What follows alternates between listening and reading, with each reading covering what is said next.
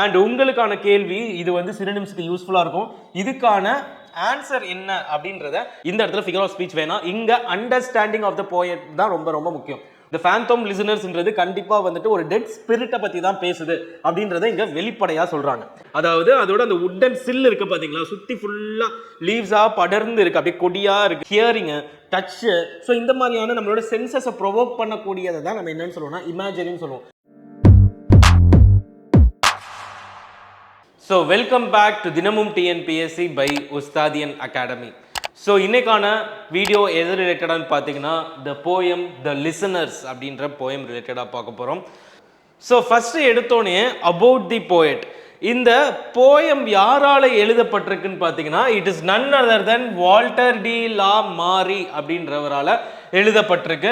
இவரோட பர்த் இயரும் டேட்டும் ரொம்ப ரொம்ப முக்கியம்.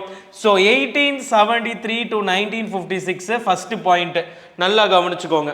அடுத்து he was an English poet. So இவர் வந்து இங்கிலாந்து நாட்டை சார்ந்தவர் அப்படின்றது செகண்ட் பாயிண்ட். அவர் என்னென்ன எழுதியிருக்காரு? ஷார்ட் ஸ்டோரி எழுதியிருக்காரு, நாவலிஸ்டா இருக்காரு, அண்ட் அவரோட ஒர்க் எல்லாமே எது ரிலேட்டடா இருக்குன்றதை நீங்க தெரிஞ்சிருக்கணும்.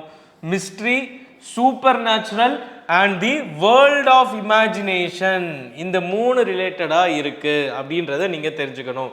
ஸோ தேர்ட் பாயிண்ட் என்னது? இந்த பாயிண்ட். ஸோ இந்த மூணு பாயிண்ட் ஃபர்ஸ்ட் சொல்லுங்க. வால்டர் டி லா மாரி 1873, மாரின்னு சொல்லுவாங்க இல்லைன்னா மியரின்னு சொல்லுவாங்க. ஸோ இந்த ரெண்டுமே வந்து சொல்லலாம். ஓகேங்களா? 1873 to 1956 அண்ட் அவர் வந்து ஒரு இங்கிலீஷ் போயட். மூணாவது அவர் எதுக்கு பேர் போனவர்? Mystery, supernatural and the world of imagination. Okay, அடுத்து அவரோட எபிலிட்டி எப்படி இருக்குன்னா ஒரு போயம்ல ட்ரீம் லைக் அண்ட் ஈரி அட்மாஸ்பியர்ஸை வந்து கொண்டு வர்றது தான் அவரோட பெரிய கலையா வந்து பார்க்கப்படுது.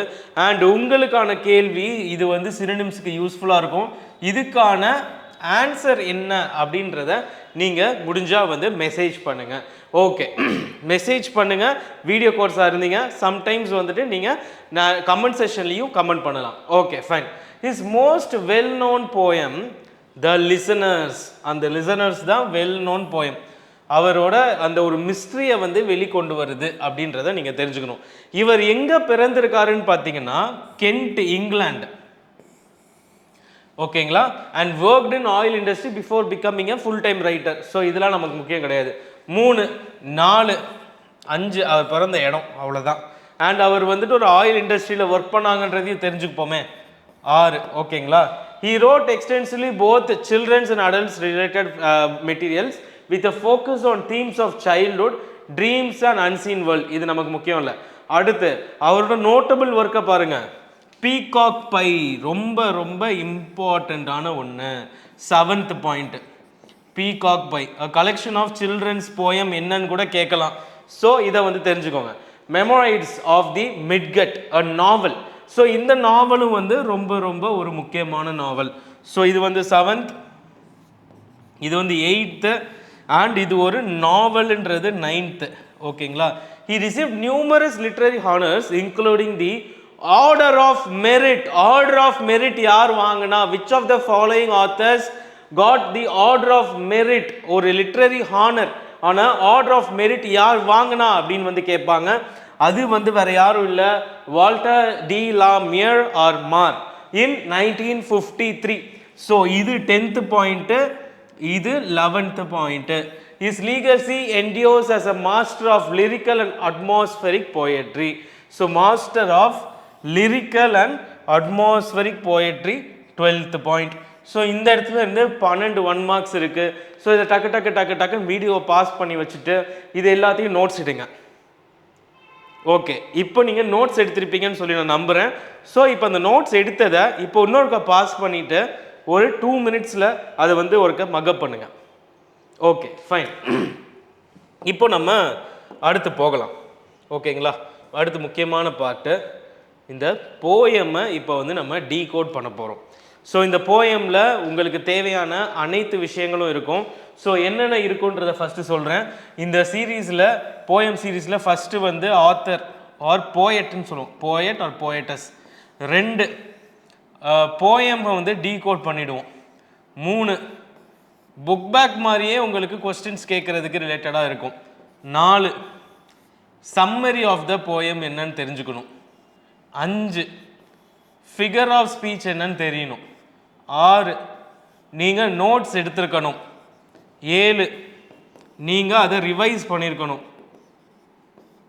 that is what happens in this total module.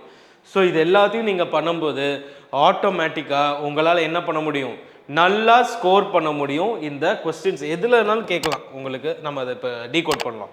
Is there anybody there said the traveller. So first எடுத்தோன்னே இங்கிறதே ஒரு கொஸ்டின் ஆரம்பிப்போம். இஸ் தேர் எனிபடி தேர் அப்படின்றத யார் வந்து கேட்டா அப்படின்றது தான் ஆன்சர். ஸோ டிராவலர் அப்படின்றது தான் ஃபர்ஸ்ட் கொஸ்டினுக்கான answer. Okay fine. Knocking on the moonlit door. So அவர் என்ன பண்றாரு, உள்ள யாரும் இருக்கீங்களா அப்படின்னு சொல்லி கதவை தட்டிக்கிட்டே அவர் வந்து என்ன பண்றாரு, நாக் பண்றாரு. கதவை தட்டுறது தான் நாக்கிங், எல்லாருக்குமே தெரியும். ஸோ மூன்லிட் டோர் இது ஒரு ஃபிகர் ஆஃப் ஸ்பீச். நம்ம ஃபிகர் ஆஃப் ஸ்பீச் எல்லாமே கடைசியாக உங்களுக்கு சொல்லுவேன். இந்த இடத்துல ஃபிகர் ஆஃப் ஸ்பீச் வேணாம், இங்கே அண்டர்ஸ்டாண்டிங் ஆஃப் த போயட் தான் ரொம்ப ரொம்ப முக்கியம். ஓகே, மூன்லிட் டோரை, அந்த மூன் நல்ல வெளிச்சமாக இருக்கிற நேரத்தில் அதில் அப்படியே பளிச்சுன்னு அடிக்கக்கூடிய அந்த ஒரு பளிச்சுன்னு இருக்கக்கூடிய அந்த டோரை என்ன பண்ணுறாரு, அவர் நாக் பண்ணுறாரு. And his horse in the silence champed the grasses. அப்போ என்ன பண்ணுறாருன்னா, அந்த டிராவலர் வந்து தனியாக வரல, அவர் ஒரு ஹார்ஸோட சேர்ந்து வராரு. வந்து அந்த ஹார்ஸை பக்கத்தில் நிப்பாட்டிட்டு அந்த மூன்லிட் டோர் அவர் என்ன பண்றாரு, நாக் பண்ணும்போது பக்கத்தில் இருந்த அந்த ஹார்ஸ் என்ன பண்ணுதுன்னா, கீழே இருக்கக்கூடிய அந்த புல்வெளியை என்ன பண்ணுது, அது வந்து சாப்பிடுது. அந்த சாப்பிடக்கூடிய அந்த சவுண்டு தான் என்னன்னு சொல்றோம்னா சைலன்ஸ் சாம்ப்ட் த கிராஸ் அப்படின்னு வந்து சொல்றோம். Of the forest ferny floor. Ferny ஃப்ளோர்னா ஒன்றும் இல்லை, புல்வெளியாக இருக்கக்கூடிய நிரம்பி இருக்கக்கூடிய அந்த ஒரு தரையை தான் ஃபர்னி ஃப்ளோர் அப்படின்னு வந்து சொல்கிறோம். And a bird flew up out of the turret. அதே நேரத்தில் என்ன ஆயிருக்கு, அவர் கதவை தட்டுன உடனே மேலே ஃபார் எக்ஸாம்பிள் சிம்னி மாதிரி இருக்கிற மாதிரியே வச்சுப்போமே, ஒரு வீடோட சிம்னி அந்த மாதிரி ஹையஸ்ட்ல ஒரு சின்னதாக ஒரு கேப் மூலமாக ஏதாச்சும் ஒரு அவுட்லெட் விடுறது தான் என்னன்னு சொல்லுவோம்னா டரட் அப்படின்னு வந்து சொல்லுவோம். ஃபார் எக்ஸாம்பிள் இதுதான் வீடு, அந்த வீட்டோட மாடியில் இந்த மாதிரி ஒரு ஓப்பனிங் இருக்குது, ஒரு சிம்னி மாதிரினா இதை தான் என்னன்னு சொல்லுவோம்னா டரட் அப்படின்னு வந்து சொல்லுவோம். ஸோ அந்த டரட் வழியாக என்ன பறந்து போகுது, பேர்டு வந்து பறந்து போகுது. ஸோ இங்கேருந்து ஃபர்ஸ்ட் கொஸ்டின் அது, செகண்ட் கொஸ்டின் இது, மூணாவது கொஸ்டின் வந்து சாம்ப்டுனா மீனிங் என்ன, ஃபர்னியோட மீனிங் என்ன, எது வந்து வெளியே பறந்து போச்சு. ஸோ இங்கேயே 5 கொஸ்டின் வந்துருச்சு. அண்ட் டரட்டோட மீனிங் என்ன, 6. ஸோ 6 கொஸ்டின் இங்கே ஃபார்ம் பண்ணியிருக்கோம். above the traveler's head. So travelerோட ஹெட்டுக்கு மேல பறக்குது. Okay. And he smote upon the door again a second time. Smote அப்படின்றதுக்கான ஒரிஜினல் மீனிங் என்னன்னா ஸ்ட்ரைக் அப்படின்னு வந்து அர்த்தம். ஓகேங்களா, டோரை வந்து அகைன் வந்து என்ன பண்றாரு, ஸ்மோட் பண்றாரு. அகைன் அப்படின்னு வந்து சொல்றாங்க செகண்ட் டைம். அப்போ ஆல்ரெடி ஃபர்ஸ்ட் டைம் இங்க தான் இருக்கு, அவர் என்ன பண்ணிருக்காரு, நாக் பண்ணிருக்காரு. அப்ப இதுக்கான இன்னொரு மீனிங் என்னன்னு எடுத்துக்கலாம், நாக் அப்படின்னு வந்து எடுத்துக்கலாம், நாக் அப்படின்னு வந்து எடுத்துக்கலாம். ஸோ இதையும் நோட் பண்ணிக்கோங்க. ரெண்டாவது தடவை தட்டுறாரு, இஸ் தேர் எனிபடி தேர், இன்னொருக்க ரெண்டாவது தடவை கேட்கிறாரு. இதுவுமே ஒரு ஃபிகர் ஆஃப் ஸ்பீச்குள்ள கொண்டு வரலாம். ஓகேங்களா, but no one descended to the traveller. இந்த இடத்துல டிசெண்டட்னா நம்ம எல்லாருக்குமே descending order, ascending order. Descending ஆர்டர்னா என்னது, ஹையஸ்ட் டு லோயஸ்ட், அசெண்டிங்னா லோயஸ்ட். இது அந்த மீனிங்கை இங்க பொருத்த முடியுமான்னு கேட்டா கிடையாது. No one descended to the டிராவலர்னா no one came towards the traveller. யாருமே அவரை தேடி வரல, என்னதான் கதவை தட்டினாலும் அப்படின்றது தான் இந்த இடத்துல சொல்லியிருக்காங்க. ஸோ ஃபர்ஸ்ட் பேராகிராஃப்ல இருக்கக்கூடிய கொஸ்டின்ஸ் எல்லாத்தையும் இப்போ நோட் பண்ணுங்க. ஓகே, ஸோ இப்போ நம்ம செகண்ட் பேராகிராஃப்குள்ள போவோம். Okay, no head from the leaf fringed sill. Sill அப்படின்னா என்ன, லீஃப் ஃப்ரிங்க்டு சில் அப்படின்னா என்ன? ஸோ இதுக்குள்ள நிறைய மீனிங்ஸ் இருக்கு. இப்போ அந்த மீனிங்ஸை நம்ம ஃபர்ஸ்ட் என்ன பண்ணிடுவோம், ஒவ்வொன்றா ஃபர்ஸ்ட் பார்த்துருவோம், மீனிங்ஸை பார்த்து முடிச்சுட்டு வருவோம். ஓகே, இப்போ பாருங்க, சில் அப்படின்னா என்னன்னா wood frame of a window. ஒரு விண்டோவோட வுட்டன் ஃப்ரேமை தான் நம்ம என்னன்னு சொல்லுவோம், சில் அப்படின்னு சொல்லுவோம். ஸோ இதை இப்போ லைட்டாக ஜூம் பண்ணி நம்ம பார்த்துருவோம், எதுக்கு உங்களுக்கு ஒருவேளை விசிபிளாக இல்லைன்னா. ஸோ ஃபேந்தம் அப்படின்னா ஒன்றும் இல்லை, ஃபேந்தம் அப்படின்னா ஸ்பிரிட் ஆஃப் தி டெட் அப்படின்னு வந்து சொல்லுவோம். ஸ்பிரிட் ஆஃப் தி டெட் அப்படின்னு வந்து சொல்லுவோம். த்ராங்கிங் அப்படின்னா க்ரோயிங் கிடையாது, க்ரௌடிங். க்ரௌடிங் ஓகேங்களா, க்ரௌடாக இருக்கிறது. ஹார்ட்கனிங் அப்படின்னா லிசனிங் அப்படின்னு அர்த்தம். டுவெல்ட்னா லிவ்டு, டுவெல்ட்னா இந்த இடத்துல வாழ்றாங்க, இந்த இடத்துல வசிக்கிறாங்க. பெர்ப்ளெக்ஸ்டுனா என்ன நம்ம எல்லாருக்குமே தெரியும், கன்ஃபியூஸ்டு. ஸோ இது எல்லாமே வந்துட்டு நீங்கள் தெரிஞ்சுக்க வேண்டிய மீனிங்ஸு. ஸோ இது எல்லாத்தையும் தெரிஞ்சுக்கோங்க. இப்போ நம்ம என்ன பண்ணுவோம், நம்ம இப்போ அகெயின் வந்துட்டு நம்மளோட போயம்குள்ளே போகலாம். ஓகேங்களா, இப்போ நம்ம போயமை பார்ப்போம். Okay, so no head from the leaf fringed sill, அதாவது அந்த இதுக்குள்ளே இருந்துட்டு நான் விண்டோ வழியாக பார்க்குறேன், யாருமே இல்லை, ஒரு தலை கூட தெரியலை அப்படின்னு வந்து சொல்கிறாரு. leaned over and looked into his grey eyes. No head from the leaf ringed sill. எதுவுமே வந்து வெளியே லீன் பண்ணி அவரோட கண்ணை நோக்கி எதுவுமே பார்க்கல அப்படின்னு வந்து சொல்கிறாரு. where he stopped perplexed and still. அந்த நேரத்தில் தான் அவருக்கு ஒரு கன்ஃபியூஷன் வந்துருச்சு. திடீர்னு என்னடா அப்படின்னு சொல்லிட்டு ஒரு கன்ஃபியூஷன் ஸ்டேட்டில் அப்படியே திகைச்சு நின்றார். But only a host of phantom listeners. பேந்தம்னா நம்ம என்ன சொன்னோம், அப்போ வந்து அவர் பெர்ப்ளெக்ஸ் ஆகி நிற்கிறாரு. என்னவா இருக்கும், ஏதோ ஒரு மாதிரி நல்ல கூட்டமாக டெட் ஸ்பிரிட்ஸ் வந்துட்டு இருக்கிற மாதிரி இருக்கே. But only a host of phantom listeners that dwelt in the lone house then stood listening in the quiet of the moonlight. அப்போ ஒரு செகண்ட் அவருக்கு வந்து ஒரு மாதிரி பெர்ப்ளெக்ஸ் ஆகி கன்ஃபியூஸ்ட் ஆகி என்னடா யாரும் திறக்க மாட்டேங்கிறாங்க அப்படின்னு யோசிக்கும் போது அப்போதான் யோசிக்கிறாரு, அப்போனா வந்து ஒரு மாப் ஆஃப், ஒரு கூட்டமாக இருக்கக்கூடிய phantom listeners, spirit of dead என்ன பண்ணுறாங்கன்னா அவங்க அந்த வீட்டுக்குள்ள அந்த லோன் ஹவுஸான அதே நேரத்தில் உள்ள நின்றுட்டு நம்மளை கவனிக்கிறாங்க. எப்போன்னு பார்த்தோன்னா இந்த குவையட் ஆஃப் தி மூன்லைட். ஸோ இந்த இடத்துல வந்துட்டு ரொம்ப முக்கியமானது எல்லாமே இந்த மீனிங்ஸ் தான்.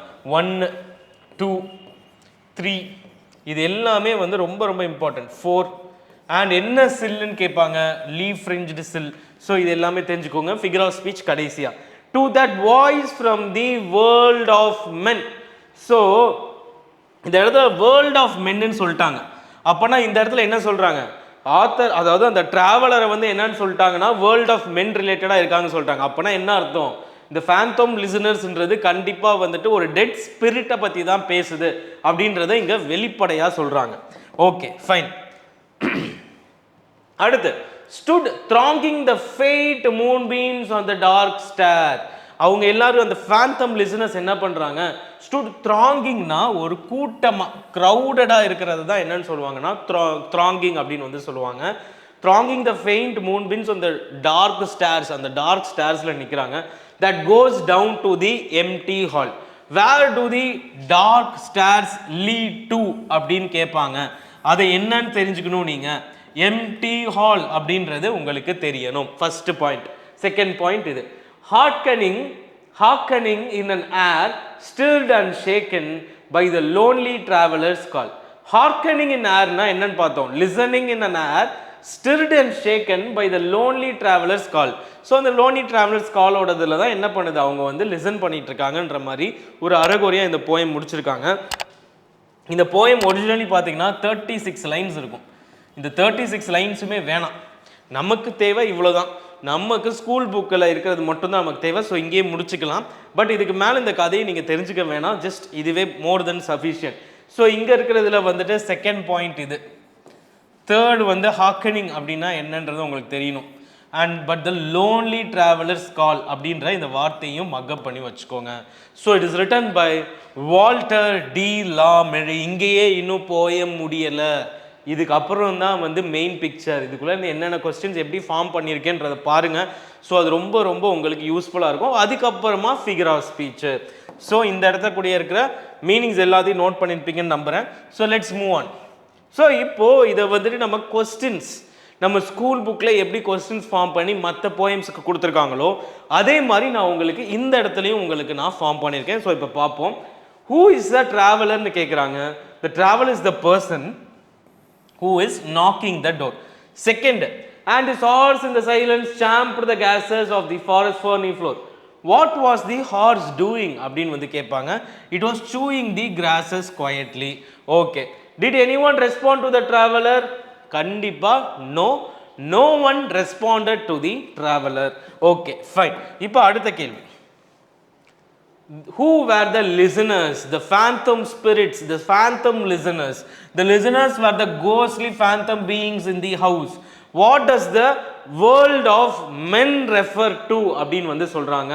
அவங்க என்ன சொல்லியிருக்காங்கன்னா, the world of men refers to the human world as opposed to that supernatural world of the listeners. So in the listeners யாரு? It is nothing but the phantom. ஓகேங்களா? Next, what does leaf ringed sill suggest? இத நல்லா வாசிங்க. It suggests that the window or opening of the house was covered with leaves indicating abandonment. அதாவது அதோட அந்த wooden sill இருக்கு பாத்தீங்களா, சுத்தி ஃபுல்லா லீவ்ஸா படர்ந்து இருக்கு, அப்படியே கொடியா இருக்கு. ஸோ அது எதை வந்து சொல்லுது? இந்த வீடு வந்துட்டு இப்போ யாருமே இல்லை, இதை வந்து வெக்கேட் பண்ணிட்டாங்க அப்படின்றத இண்டிகேட் பண்ணுது. அடுத்து, a bird, what flew out of the turret? bird கொடுப்பாங்க, bat கொடுப்பாங்க. ஏன்னா இது வந்துட்டு கோஸ்ட். இப்போ கோஸ்ட் அப்படின்னு சொல்லிட்டோம்னாலே ஆப்ஷனில் இப்போ பேட் வச்சுட்டாங்கன்னா மோஸ்ட் ஆஃப் த ஸ்டூடெண்ட்ஸ் என்ன பண்ணுவாங்க? பேட்டை தான் வந்து டிக் பண்ணுவாங்க. ஸோ அதனால இது ஒரு நல்ல கொஸ்டின் தான். What did the traveler do when no one answered the first time? He knocked again and repeated the question. Okay, fine. Stood thronging the fight. Where were the phantom listeners standing? They were standing in the moonlight on the dark staircase. இந்த டார்க்ன்றது ரொம்ப ரொம்ப இம்பார்ட்டண்ட்டான ஒன்று. ஓகேங்களா? Okay, fine. What disturbed the air in the house? The traveler's voice disturbed the air in the house. So இது ரொம்ப ஒரு இம்பார்ட்டண்ட்டான கொஸ்டின். ஸோ இதுக்கு மேலே உங்களால் கொஸ்டின்ஸே ஃபார்ம் பண்ண முடியாது. இப்போ நம்ம என்ன பண்ண போகிறோம்னு பார்த்தீங்கன்னா ஃபிகர் ஆஃப் ஸ்பீச்குள்ளே போகலாம். ஸோ இப்போ ஃபிகர் ஆஃப் ஸ்பீச்சில் ஒவ்வொன்றா வந்து இப்போ நம்ம பார்ப்போம். ஓகேங்களா? Okay, fine. ஓகே, ஸோ இப்போ ஃபிகர் ஆஃப் ஸ்பீச் பாருங்கள். ஃபஸ்ட்டு எடுத்தோன்னா அலிட்ரேஷன். இந்த இதில் நான் கொஞ்சம் எக்ஸ்பிளைன் பண்ணுவேன். எல்லா இதுலேயுமே நான் என்ன பண்ணிடுறேன், ஒவ்வொரு தடவையும் அலிட்ரேஷனாக என்ன, இது என்ன, நான் எல்லாத்தையும் சொல்லிடுறேன். So alliteration is nothing but, alliteration is a figure of speech in which there is a repetition of a consonant word or a letter of the words in the same line is known as alliteration. இப்போ for example இங்க பாருங்க, his horse is in a silence clamped the horse. So இந்த இடத்துல வந்துட்டு நம்ம என்னன்னு சொல்லலாம்னு பார்த்தீங்கன்னா, அலிட்ரேஷன்ன்றது வந்துட்டு ரெண்டு வார்த்தைகள் வரணும், ஒரே வார்த்தை. ஃபார் எக்ஸாம்பிள் இந்த இடத்துல வந்து த ரிப்பீட் ஆயிருக்கு. ஸோ இதை வந்து நம்ம என்னன்னு சொல்லுவோம்? டி ரிப்பீட் ஆயிருக்குன்னு எடுத்துக்கலாம். ஒருவேளை உங்களுக்கு ரிப்பீட்டேஷன் கொடுக்கலன்னா ஸோ அதை நீங்கள் அப்படி எடுத்துக்கலாம். Stood through the faint moonbeams on the dark stairs அப்படின்னு சொல்கிறாங்க. ஸோ இங்கே எஸ் இருக்கு, இங்கே எஸ் இருக்கு. ஸோ ஒரு வேர்டோட ஃபஸ்ட்டு லெட்டர் ரிப்பீட் ஆயிருக்கு அப்படின்னா தான் அதை என்னன்னு சொல்லுவோம்? அதை வந்து நம்ம அலிட்ரேஷன் சொல்லுவோம். நாட் தி சவுண்டு வந்து இந்த இடத்துல வராது, லெட்டர் தான் வரும். ஓகேங்களா? So sorry for the mistake இந்த ஸ்லைட். ஓகே, நெக்ஸ்ட் பெர்சானிஃபிகேஷன்ன்றது ஒன்றும் இல்லை. Personification is a figure of speech in which an human attribute is given to an animal, a thing, a machine, a bird, a flower, any other non-living thing is known as what? Personification. So இந்த இடத்துல நல்லா பாருங்க. And his house in the silence champed the grasses. And his horse in the silence champed the grasses. The horse is described as champing, chewing noisily, adding a sense of life to the quiet surroundings. So chewing என்றது ஒரு human attribute. Only a host of phantom listeners that dwelt in the lone house then. The house is described as if it is inhabited by ghosts, creating an eerie atmosphere. So இந்த இடத்துல வந்துட்டு அந்த ஹவுஸுக்கு வந்து உயிர் இருக்கிற மாதிரி சொன்னதுனால இதையுமே வந்து நம்ம என்னன்னு எடுத்துக்கலாம்? பெர்சானிஃபிகேஷன் எடுத்துக்கலாம். பட் இது வந்து ஒரு இன்பில்ட்டான பெர்சானிஃபிகேஷன் தான். பட் இந்த பெர்சானிஃபிகேஷன்ன்றது நீங்கள் பார்த்தோன்னே நிறைய இதை வந்து நீங்கள் கண்டுபிடிச்சிடலாம். பட் இது கொஞ்சம் வந்துட்டு உங்களுக்கு அண்டர்ஸ்டாண்டிங் இதாக இருக்கும். பட் இதை பெர்சானிஃபிகேஷன்றதை மட்டும் மக்கப் பண்ணி வச்சுக்கோங்க. Okay, fine. நெக்ஸ்ட் போகலாம். இமேஜரினாலே ஒரு விஷயத்தில் நம்மளோட சென்சஸான விஷன், ஹியரிங்கு, டச்சு, ஸோ இந்த மாதிரியான நம்மளோட சென்சஸை ப்ரொவோக் பண்ணக்கூடியதை தான் நம்ம என்னன்னு சொல்லுவோம்னா இமேஜரின்னு சொல்லுவோம். இங்கே பாருங்கள், knocking on the moonlit door அப்படின்னு வந்து சொல்கிறாங்க. ஒரு விஷுவல் சீனை அந்த இடத்துல அப்படியே அந்த டோருக்கு மேலே வந்து மூன்லைட் இருக்கிற மாதிரியே சொல்கிறது தான் ஒரு விஷுவலைஸ் பண்ணி சொல்கிறாங்க. Stood listening in the quiet of the moonlight. So இந்த இடத்துல வந்துட்டு stood listening to the quiet of the moonlight. அப்படியே ஹியரிங்லேயே அது குவைட்டாக இருக்குது, அப்படியே ரொம்ப சைலண்ட்டாக இருக்குன்ற ஒரு ஹியரிங் ரிலேட்டடான சென்சஸை கொண்டு வந்ததுனால it is also an imagery. So metaphor, a host of phantom listeners. The ghosts are compared to a host. ஓகேங்களா? ரெண்டு விஷயம். மெட்டஃபர்னா ரெண்டு அன்ரிலேட்டட் திங்ஸை வந்துட்டு கம்பேர் பண்ணுவாங்க without the word using as like and as. So அதை தான் வந்துட்டு நம்ம என்னன்னு சொல்லுவோம்னு பார்த்தீங்கன்னா மெட்டஃபர்னு சொல்லுவோம். So it is an example of metaphor. Repetition அப்படின்னா ஒன்றும் இல்லை, ஒரு ஹோல் வேர்டே வந்து ரிப்பீட் ஆகும். ஸோ அதை தான் வந்து ரிப்பட்டேஷன்னு சொல்லுவோம். இதில் எபிஸ்ட்ராஃபி இருக்குது, ஆனோஃபோரா இருக்குது, இன்னும் எக்கச்சக்கமாக இருக்குது. இதெல்லாம் ஒவ்வொரு போயமில் வரும், அப்பப்போ நம்ம வந்து பார்த்துக்கலாம். ஓகேங்களா? ஸோ அடுத்து symbolism, using objects or concepts to represent something deeper அப்படின்னு வந்து சொல்கிறோம். For example, the phantom listeners symbolize the supernatural or the unknown thing. Okay, மூன்லைட்ன்றது மிஸ்ட்ரி ஐசோலேஷன், எம்டி ஹால்ன்றது abandonment and eerie atmosphere. So இந்த மாதிரி ஒரு ஆப்ஜெக்டோ இல்லை ஒரு கான்செப்டே யூஸ் பண்ணி ஒரு முக்கியமான ஒரு தீமை வந்து சொல்கிறது தான் சிம்பாலிசம்னு சொல்லுவோம். ஸோ இதை இப்போதைக்கு அண்டர்ஸ்டாண்ட் பண்ணிக்கோங்க. ஃபிகர் ஆஃப் ஸ்பீச்னே தனியாக ஒன்று நான் நடத்துவேன், அப்போ நீங்கள் பார்த்துக்கலாம். Okay, onomatopoeia is nothing but is a figure of speech in which sounds are imitated like flicker, lub dub, ஹார்ட்டோட லப் டப் சவுண்ட்லாம் கொடுத்தாங்கன்னா அதெல்லாம் ஆனோமோட்டோபியா தான். So champed, the sound of the heart chewing is imitated by this word. சாம்ப்டுன்றது வந்துட்டு onomatopoeia. So இதோட வந்துட்டு இந்த லெசனை வந்து நம்ம கம்ப்ளீட் பண்ணுறோம். இந்த போயம் ரிலேட்டடாக இருக்கக்கூடிய அனைத்து வகையான கொஸ்டின்ஸையும் நம்ம பார்த்தாச்சு. The whole concept related to the listeners has been split up and decoded. So இந்த வீடியோ உங்களுக்கு ரொம்ப யூஸ்ஃபுல்லாக இருக்கும். So see you in the next video. So don't forget to subscribe and at the same time also give your valid reviews